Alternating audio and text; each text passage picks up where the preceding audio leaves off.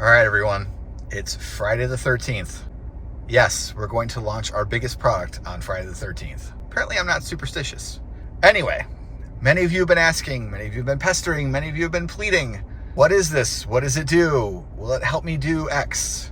Whatever. The answer is, more than likely, yeah, it will help you do whatever you asked. I present to you the AutoSync. That was me pressing the rear defrost button 4 times to bring up the menu because the engine is running. At any rate, here is the first page. Active fuel management, enable or disable, strobe lights, work lights. That's basically exactly what it sounds like. It lights it up so you can work around the truck. Powertrain data. Have a smattering of important gas powertrain data here. If you had a diesel application, this would be different. You can also choose to minimize it, which will bring it down to the bottom of the screen. Also brings it to the instrument cluster. And if your vehicle was equipped with a heads-up display, it would display it there as well. This is obviously huge for supercharged applications. Seeing knock retard right in front of you immediately can be a lifesaver. So going back here, go to Show Maneuver, brings you back to the menu. And we go back to the AutoSync menu to other pages. View rear view camera, no brainer. Hit it, go. High idle. Works just like it's supposed to on gas applications as well. Charging, jump starting, warming the engine up, whatever your reason, it works. The unit can read ECM DTCs,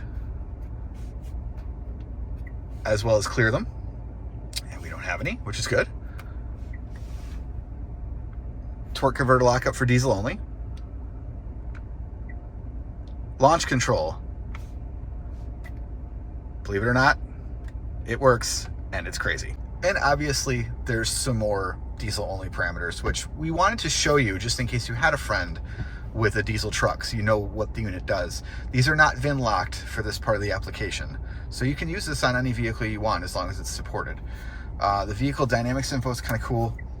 Shows a bunch of TCS-related data, including accelerometer data. It also holds peaks, which is pretty cool if you're doing anything crazy with your car and want to see how many G's you pulled. So on the next page, we've got module setup, which does some interesting functions like remote key fob learn. This is only for non-passive entry vehicles. Passive entry requires a very lengthy relearn process, which we don't think it's safe to do in the car. TPMS programming, you can change your thresholds in vehicle. No scan tool required. Pretty cool, I think. And then the HMI radio and VIN clear for those of you doing Android Auto or CarPlay upgrades. That will be available via a steering wheel command because obviously you can't get to this menu if it's locked.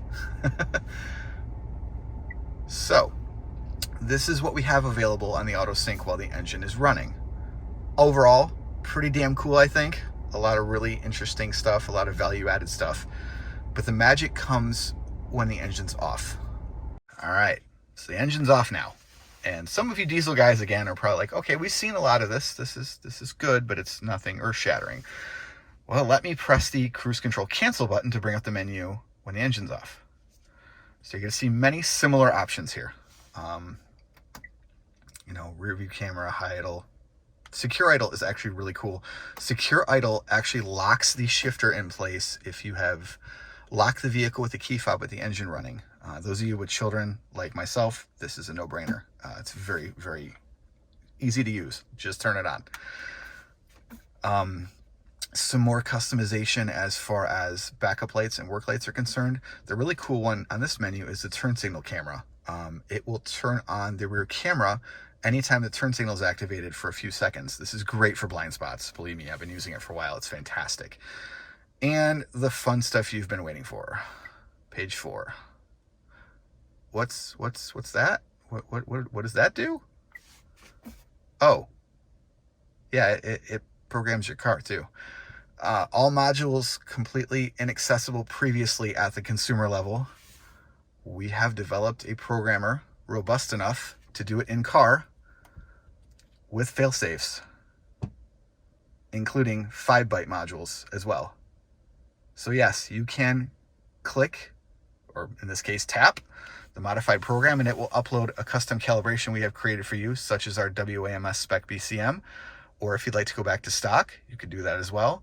The loader knows the difference between the two, and it's just amazing. So as you can see, we can program the BCM, any global ABCM, as well as any common architecture 1 BCM, HMI, both 2.0 and 2.5, radio, for those of you doing the Android Auto or CarPlay conversions, this will help out a lot, no more shipping. Instrument cluster, currently only UDD is supported. Denali will still be a ship-in service just because of things that need to be done to it to make it functional and safe and secure in your car without causing any bigger issues. And here's that demo we were talking about. So currently the fog lights are on. I have a stock BCM calibration, and you'll notice they go off. This is the easiest thing to show you in the car. Obviously, you don't want a remote start for 20 minutes or anything else. So that's pretty simple to see. So we're going to choose Bcm Programming, and it's going to see if I have a stock file, which I do, and then give us the option, Program Modified. Now the system is smart enough to differentiate, regardless of what this is plugged into, if it's a stock file or a modified file. So here we go. We're going to program this in real time. Not even going to speed it up.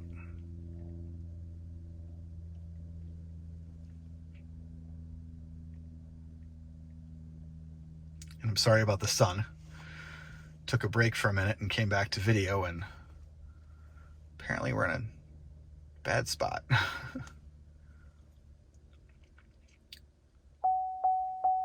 So there we go. Fast enough for you guys? Give it a little reboot.